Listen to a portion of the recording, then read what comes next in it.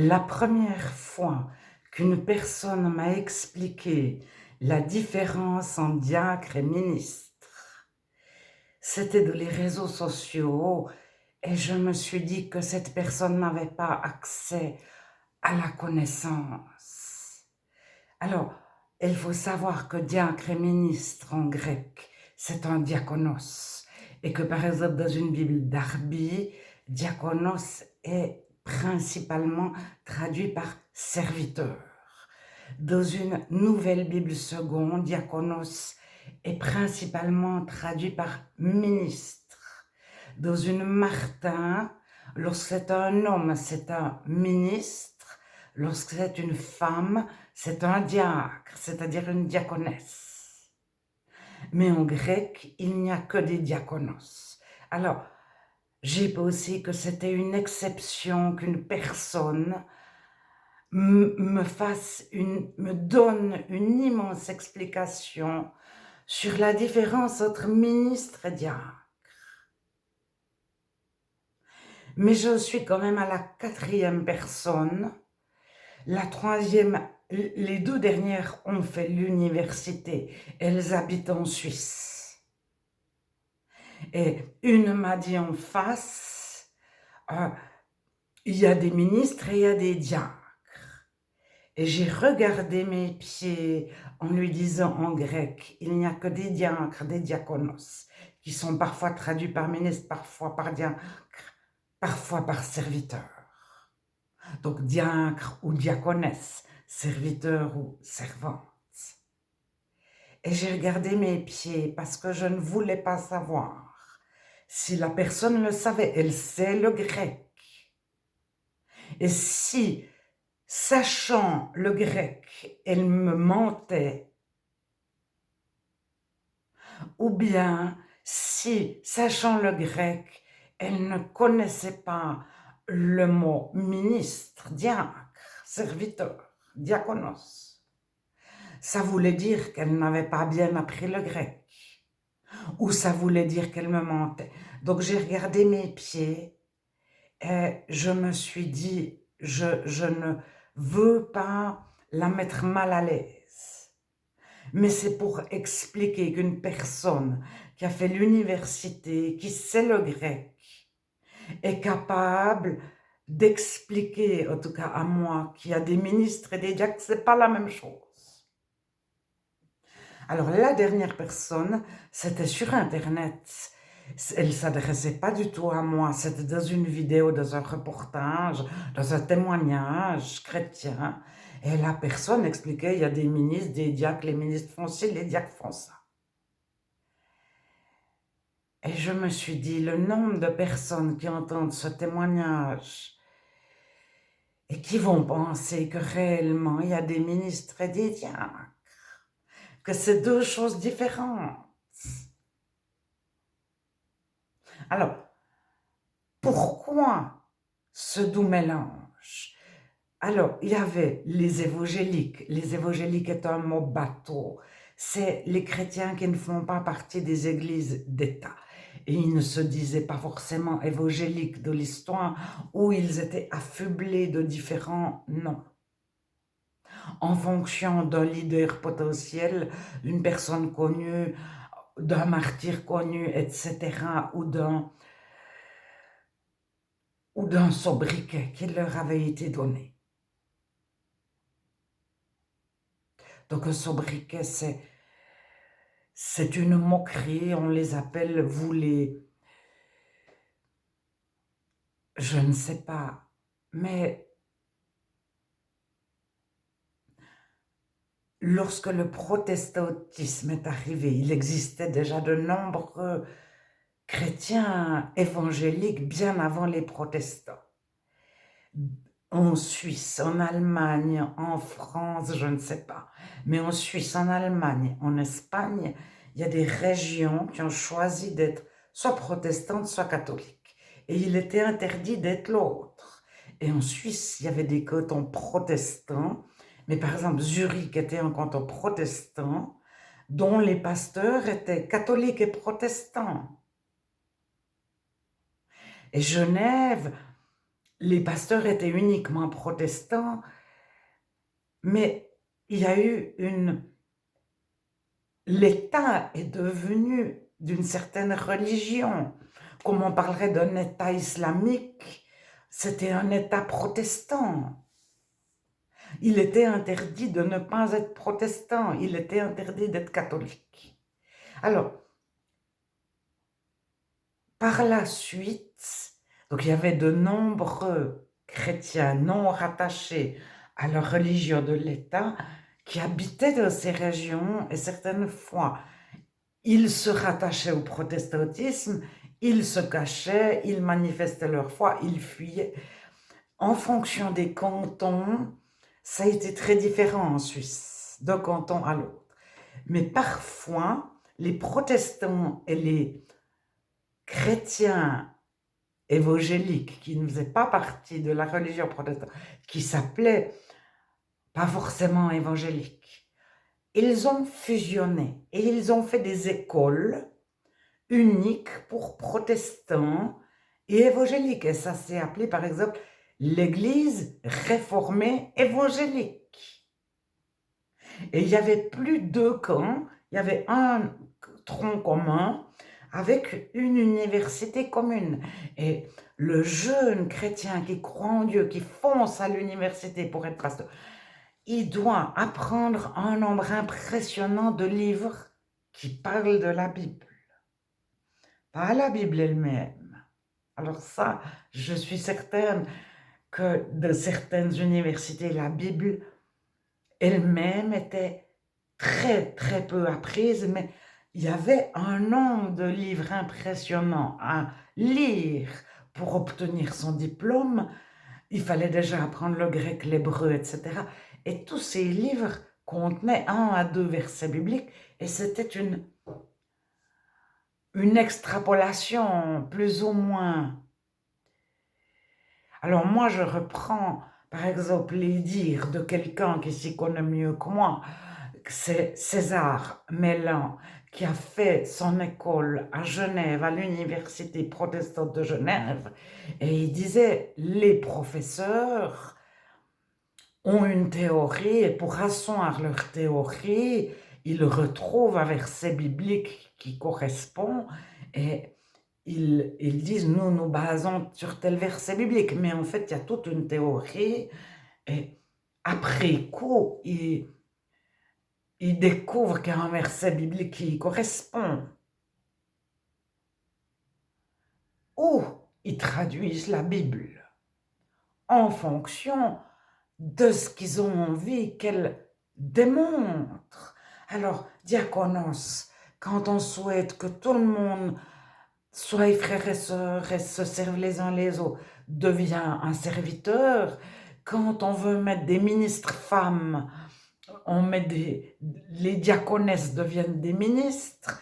Quand on fait une grande différence entre les hommes et les hommes sont des ministres et les femmes des diaconesses. Alors, l'étudiant au pasteur qui a peut-être 17 ans, 18 ans, 23 ans, il apprend ça dans son école. On lui dit, il y a une collégiale de pasteurs, etc. C'est tel verset, tel verset, tel... Mais on est persuadé et il a fait confiance à ses professeurs. Il n'a pas fait une recherche approfondie de la Bible. Il n'en a pas forcément même eu le temps sur ces sujets. Et puis, on n'en est plus à la division. Il sait que ses grands-parents, peut-être qui étaient... des chrétiens qui ne faisaient pas partie de l'église protestante pensaient différemment, mais lui, il va apporter l'évangile de façon actuelle, même si c'est en 1850 pour lui, c'est la façon actuelle de 1850. Et il vaut mieux être uni avec les protestants, tous avoir le même discours, et puis on pourra toucher plus de personnes, etc., etc. Et puis, il y en a qui sont baptisés du Saint-Esprit là au milieu, et puis ils vont évangéliser, ils sont persuadés que dans la Bible, il y a écrit ça, ça, ça. Et que lorsque la Bible écrit diaconesse quand c'est une femme et ministre quand c'est un homme, qui ira leur dire, mais en grec, cette différence n'existe pas. Alors, il y a des passages de la Bible où c'est écrit au verset 1 ministre, puis au verset 2 diacre, pour séparer les deux choses. Alors, de la Louis II, 1910, par exemple, en Tite et Timothée, il est parlé des ministres et des diacres.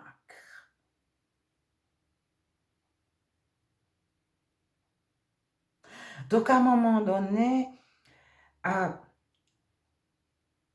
il y a un réveil, il y a des pasteurs qui sont profondément chrétiens, qui croient en Dieu, qui croient la Bible, et puis il y a des pasteurs qui ont une profession, un métier, et qui font master comme on fait avocat ou garagiste. Et à un moment donné, les membres de l'Église écoutent les pasteurs croyants, et ils délaissent les pasteurs qui ne croyaient pas, etc. Et il y a de nouveau une séparation entre ceux qui croient et ceux qui ne croient pas.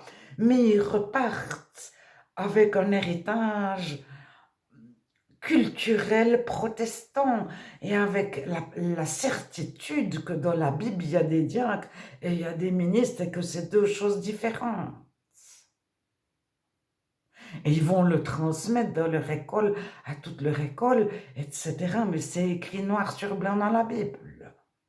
Alors vous arrivez en 1850 avec l'armée du salut, qui a donné la même place aux hommes et aux femmes à tous les niveaux, qui a souhaité que l'analphabète, l'enfant des rues, le voleur qui est né dans la rue, la prostituée, puisse avoir accès aux études et à faire pasteur aussi bien que celui qui était né dans une bonne famille. Alors, eux ont mis des hiérarchies énormes, bon, en fonction du savoir et en fonction du comportement. Tu es un ancien alcoolique, si tu bois et si tu es encore alcoolique, tu ne peux pas avoir tu régresses. Si tu retombes dans l'alcoolisme, tu perds tes fonctions, ce qui est juste. Mais c'est le contre-exemple de frères sur tous à même niveau. Mais bon, après, si on creuse un peu la famille William et Catherine Bowes, elle s'est imposée le couple Bowes, les enfants Bowes. Donc l'armée du salut, la responsable mondiale, une ou deux générations plus tard, c'était la petite fille Bowes, la petite fille de la même famille. Et le fils, je crois, a repris et il est tombé malade à l'âge de 30 ans dans les années 1917, je pense. Et l'armée du salut a vraiment fait pour donner des grandes responsabilités en dehors de la famille Brosse. Donc, quand on a une volonté de vouloir faire contre quelque chose, on va trop loin dans l'autre sens, souvent, et c'est pour ça que la base, c'est de pardonner, de faire confiance à Dieu, et de ne pas dire cela font faux, je vais faire le contraire, je vais faire comment ça s'appelle? De la discrimination. Par exemple, pour qu'on ait beaucoup de femmes en politique, on impose une loi, il faut qu'il y ait 40% ou 50% de femmes en politique.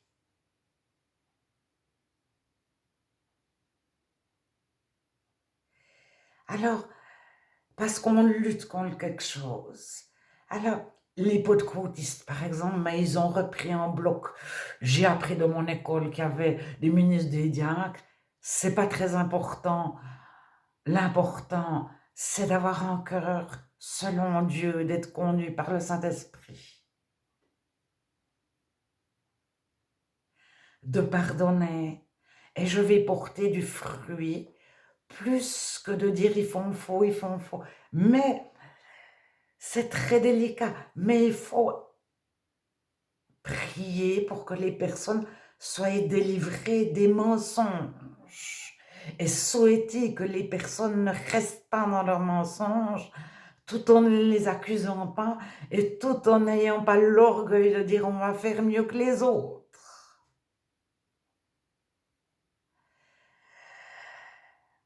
Revenir comme des petits enfants. Dieu, aujourd'hui, qu'est-ce que je fais? Tu t'occupes de tout. Tu souhaites que j'annonce l'évangile? Oui, non. À qui? Tu seras là à chaque heure. Tu me donneras les bonnes paroles au bon moment, à la bonne personne. Autant peut-être que je suis pas du tout d'accord avec ce qu'elle me dit, que j'aurais 25 000 choses à lui dire. Puis j'ai dit Dieu t'aime. Peut-être c'est surtout pas ce qu'il faut lui dire parce que pour elle, Dieu, elle l'identifie à quelque chose de méchant ou de mauvais ou de dominateur ou de punition. Et dans sa tête, Dieu, elle a le réflexe de se représenter un certain Dieu. Et si on est dit Dieu t'aime, c'est ce Dieu-là qu'il aime. Donc, on ne sait pas son vécu, son parcours, ce qu'elle a appris. Et la meilleure réponse qu'on puisse lui donner, c'est Dieu, qu'est-ce que tu souhaites que je lui dise? Peut-être rien.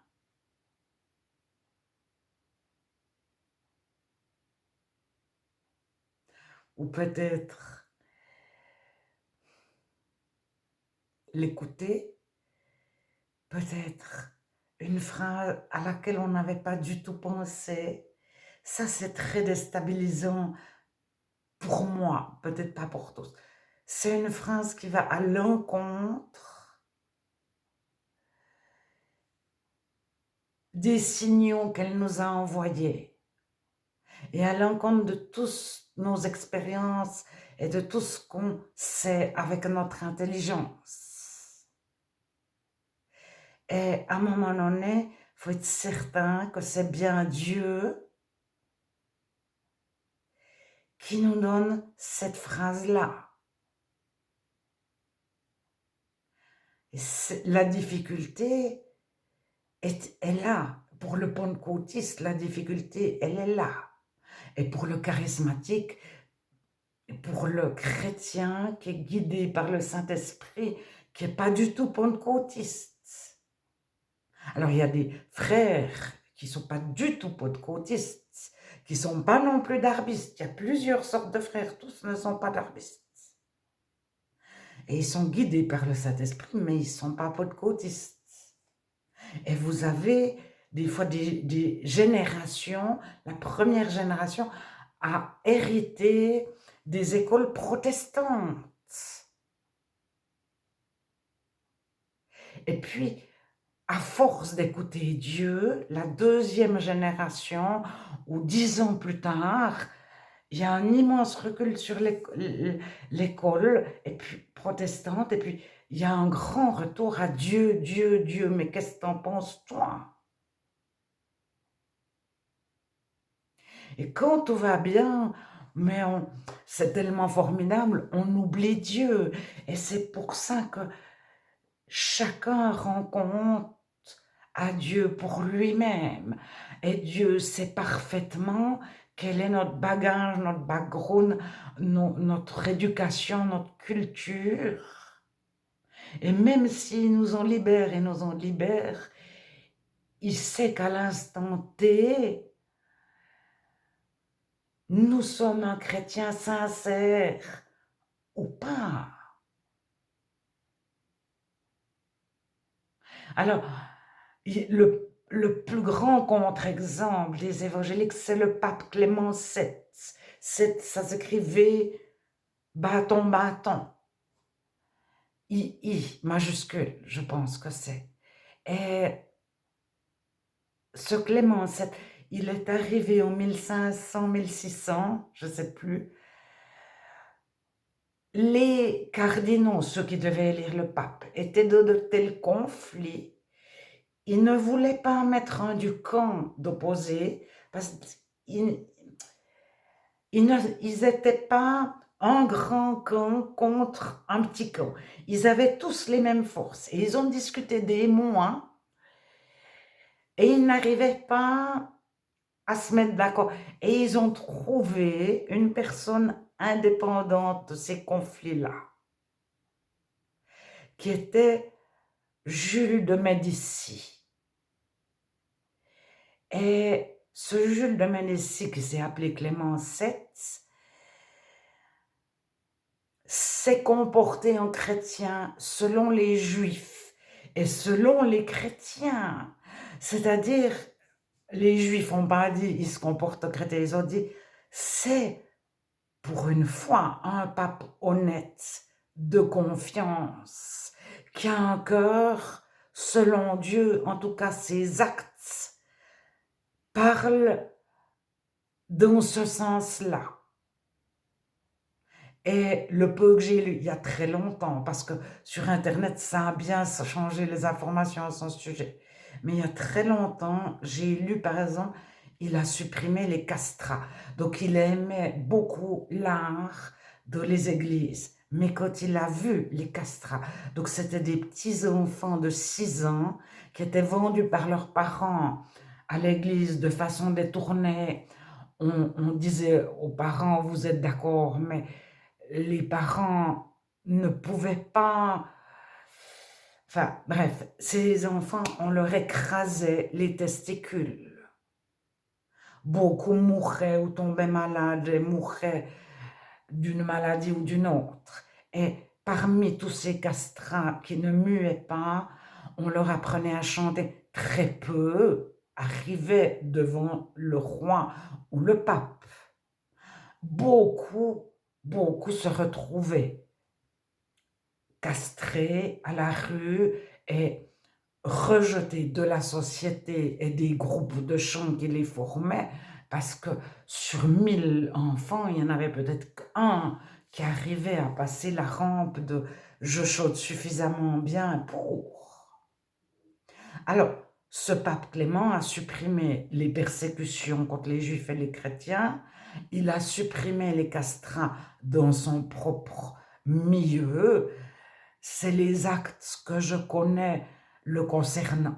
Et surtout, c'était l'époque où les rois ne voulaient plus être sacrés par le pape. Ils voulaient se libérer de la tutelle papale et être rois indépendamment de ce que le pape en pense. Et être rois en famille entre eux sans du tout avoir des catholiques sur le dos qui leur... Et il y avait vraiment une séparation entre les papes et les rois. Et ce Clément a ramené la paix en tous et a permis au protestantisme d'exister et aux juifs. Alors, les chrétiens non protestants qui n'étaient pas une religion d'État, ils étaient tolérés.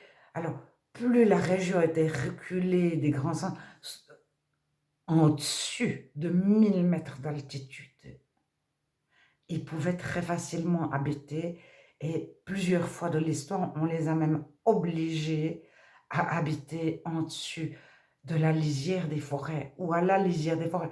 Parce qu'après 1000 mètres, tout dépend du versant de la montagne, de l'ensoleillement, il n'y a plus d'arbres.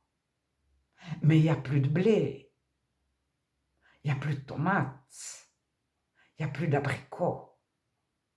Il pousse quelques rares céréales comme l'orge, le seigle, les pommes de terre qui ne sont pas des céréales, et 2, 3 légumes de montagne. Et les cols des montagnes appartenaient, étaient gérés par ces chrétiens-là jusqu'à ce que plus tard, après Clément VII, il y ait eu une suite et l'école des montagnes ont été repris par le pouvoir, etc. Alors en Suisse, les deux cols principaux, c'est Saint-Bernard et Saint-Plon. Donc ça a été repris de l'histoire. Saint-Bernard, c'est forcément catholique, Saint-Plon aussi.